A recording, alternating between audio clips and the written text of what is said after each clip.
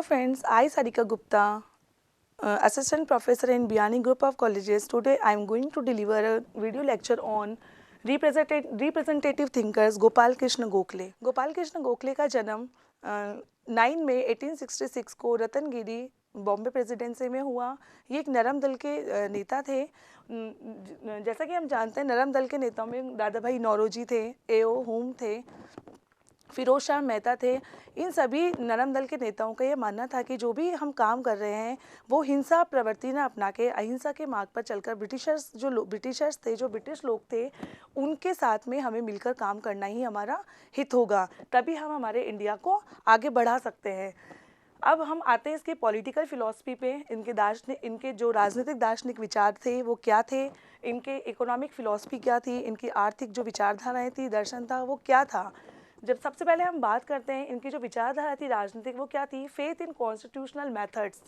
ये क्या करते थे, जो ब्रिटिश उदारवादिता पे विश्वास करते थे, संवैधानिक साधनों का उपयोग करते थे, ये किसी भी हिंसा के मार्ग पर न चल के अहिंसा का मार्ग अपनाना चाहते थे। ये सारे कॉन्स्टिट्यूशनल मेथड जो कि एक अहिंसा के मार्ग पर चलते हुए इन्होंने कहा कि इनका मानना ये था कि हमें अहिंसा के मार्ग पर चलना चाहिए, ना कि हिंसा के मार्ग पर। अगर हम अपना लक्ष्य तय कर सकते हैं तो वो हिंसा न करके अहिंसा के द्वारा ही हम अपनी प्राप्ति कर सकते हैं। दूसरा था सपोर्टर ऑफ इंडिविजुअल लिबर्टी। जो गोपाल कृष्ण गोखले जो थे वो व्यक्ति की स्वतंत्रता में विश्वास करते थे। वो ये नहीं चाहते थे कि हम ब्रिटिशर्स के साथ अगर हम काम कर रहे हैं तो हम उनके लिए डिवोटी हो गए, हम अपनी स्वतंत्रता खो दिए। हम स्वतंत्र रहकर ब्रिटिशर्स के साथ मिलकर अपना काम करें। वो अपनी खुद की इंडिविजुअली लिबर्टी चाहते थे। थर्ड है सपोर्टर ऑफ पीस। वो शांति के पथ प्रदर्शक थे। वो किसी भी काम को करने के लिए अहिंसा के मार्ग पर चलना पसंद करते थे, न कि वो किसी झगड़े पर। फिर है immense faith in British liberalism. वो जो ब्रिटिश उदारवादिता थी उनमें बहुत ज़्यादा विश्वास करते थे कि जो ब्रिटिशर्स थे वो जो भी अपनी नीतियाँ बनाते हैं, पॉलिसी बनाते हैं, वो सब हमारे इंडियंस हैं उनके हितों को देखकर ही बनाते हैं। नेक्स्ट है oppose to centralisation. Gopal Krishna Gokhale का मानना था कि जो शक्तियों का केंद्रीकरण है वो गलत है, क्योंकि अपोज टू सेंट्रलाइजेशन, क्योंकि जब शक्तियों का केंद्रीकरण होगा तो जो सारी शक्तियां हैं वो एक ही व्यक्ति के हाथों में आ जाएगी, जिससे जो जस्टिस होगा उसमें वो हमारे इंडियंस के लिए बेकार होगा। तो वो जो शक्तियां थी उनको डिसेंट्रलाइजेशन करना चाहते थे, उनको अलग अलग सत्ता का विकेंद्रीकरण करना चाहते थे, ताकि हर तरह की शक्ति, न्यायिक शक्ति या कार्यपालिका शक्ति, विधायिका शक्ति, जो भी शक्तियाँ हैं वो अलग अलग व्यक्ति के हाथ में जाए, जिससे कि हमें अच्छे से जस्टिस मिल सके। फिर है सपोर्टर ऑफ स्वदेशी। जो गोपाल कृष्ण गोखले थे वो स्वशासन के पक्ष में थे। उनका मानना था कि हमारे यहाँ पर जो स्वशासन है वो स्वशासन की मांग करना चाहते थे ब्रिटिशर्स से, लेकिन वो ब्रिटिशर्स से स्वशासन की मांग करते समय न वो किसी प्रकार की हिंसा करना चाहते थे, न क्या वो ये चाहते थे कि हम हमारे भारत में रहकर हम स्वदेशी बन सकें। उनका नेक्स्ट आता है इकोनॉमिक फिलॉसफी के अंतर्गत इंडस्ट्रियलाइजेशन, वो औद्योगिकरण को महत्व देते थे। औद्योगिकरण की महत्ता से संबंध में था कि वहाँ में जो उद्योग हैं, छोटे छोटे जो उद्योग चलाए जा रहे हैं व्यक्ति के द्वारा, वो उद्योग व्यक्ति खुद अपना जो भी उसकी लाइफ स्टाइल है उसको जीने के लिए वो अपना कोई भी काम करे जिससे उनको बेनिफिट मिले।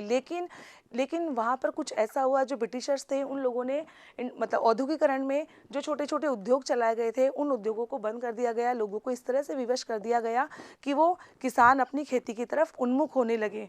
फिर है oppose to heavy military expenditures.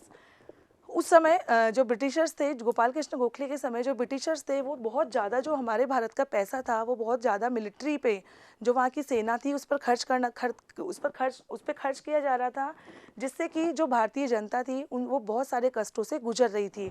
उनको जो अपनी जो उनका जीवन था वो बहुत ज़्यादा अभाव में जी रहे थे, क्योंकि और जो वो मिलिट्री के जो भारतीय लोग थे उनको वेतन कम दिया जा रहा था, क्योंकि जो यूरोपियन मिलिट्री वाले थे उनको अधिक मात्रा में इंडियंस की अपेक्षा ज़्यादा वेतन दिया जाता था, जिससे कि जो हमारी भारतीयों की जो भारतीय सैनिक थे और जो भारतीय लोग थे उनकी स्थिति बहुत ज़्यादा डाउन लेवल पर आ गई थी, बहुत ज़्यादा निम्न स्तर पर हमारे यहाँ आ गई थी।